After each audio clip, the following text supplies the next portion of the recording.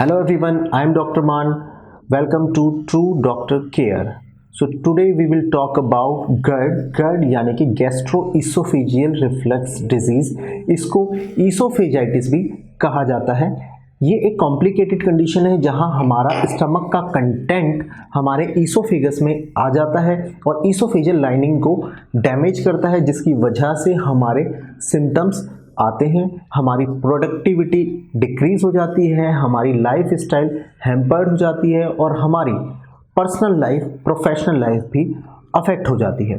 तो अगर हम इसके कॉजेज़ की बात करें तो कई सारे कॉजेज़ हैं। तो सबसे पहले होता है स्मोकिंग। स्मोकिंग एक बहुत बड़ा कारण है जिसकी वजह से हमारा एसिड कंटेंट इंक्रीज हो जाता है स्टमक में और वो बैकफ्लो करता है और हमारे ईसोफेगस को डैमेज करता है। इसके अलावा है ओबेसिटी। अगर आप ओबेज हैं, आपका BMI 30 से ज़्यादा है, तो भी आपके ये डैमेज करता है ईसोफेगस को, आपके सिम्टम्स को एग्जैजरेट करता है। इसके अलावा कुछ अगर आप फूड लेते हैं या कुछ ड्रिंक्स लेते हैं, जैसे कि आप स्पाइसी फूड लेते हैं या बहुत ज़्यादा पेट भर के खाना खाते हैं या फिर आप कुछ ड्रिंक्स लेते हैं जैसे अल्कोहल या कॉफ़ी, तो उसके अंदर भी ये प्रॉब्लम हो जाती है। कुछ डिजीज़ होती हैं जिसके अंदर भी इसके होने की संभावना हो जाती है, जैसे हाइटल हर्निया, स्क्लेरोडर्मा और and some other connective tissue disorders etcetera.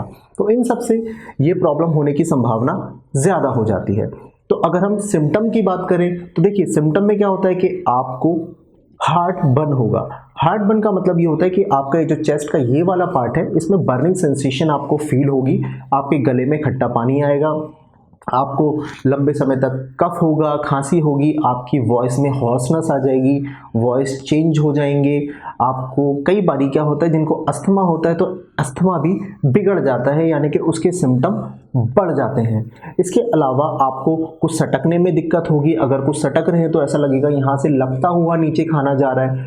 आप खाते हैं तो उसके बाद क्या होता है, खाते ही ऊपर की तरफ वो बैक फ्लो होने लगता है और आपको एक कंटिन्यूस इरिटेट करता है, आपको नौजिया हो जाएगा इसकी वजह से और आपकी स्लीप भी डिस्टर्ब करेगी।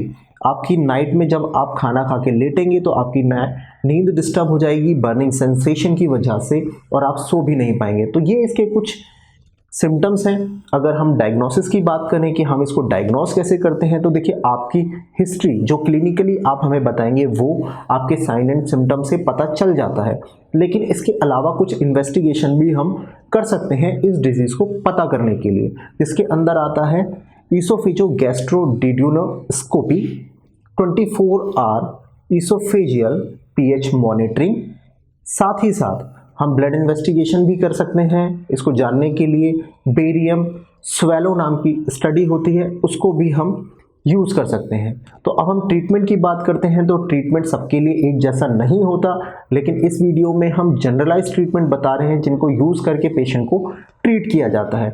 तो सबसे पहला है पेशेंट एजुकेशन, उसके बाद आता है लाइफ स्टाइल मॉडिफिकेशन, जो कि बहुत इंपॉर्टेंट पार्ट है। बहुत सी चीज़ें हमारी लाइफ में नेगेटिव होती हैं, उनको रूल आउट करना और उनको करेक्ट करना।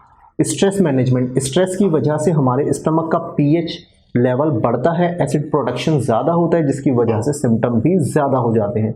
इसलिए स्ट्रेस मैनेजमेंट बहुत इंपॉर्टेंट पार्ट हो जाता है। उसके बाद आता है गट फ्रेंडली डाइट, क्योंकि हमने अभी जाना कि कॉजेज़ में डाइट का बहुत बड़ा रोल है, तो हमें गट फ्रेंडली डाइट की ज़रूरत पड़ती है। इसके अलावा अगर रिकवरी को फास्ट करना है, हमें रिहैबिलिटेशन टेक्निक्स की ज़रूरत पड़ती है, तो हम रिहैबिलिटेशन टेक्निक को यूज़ करके अपनी रिकवरी को फास्ट कर सकते हैं। और मेडिकेशन एज पर रिक्वायरमेंट होते हैं और वो डिसाइड करते हैं आपके साइन, सिम्टम, क्लिनिकल हिस्ट्री और सिवियरिटी ऑफ डिजीज़। उसके आधार पर आपकी मेडिकेशन भी प्लान की जाती है और बाकी सभी चीज़ों को फॉलो करके आपको जल्द से जल्द स्वस्थ किया जाता है। Thank you.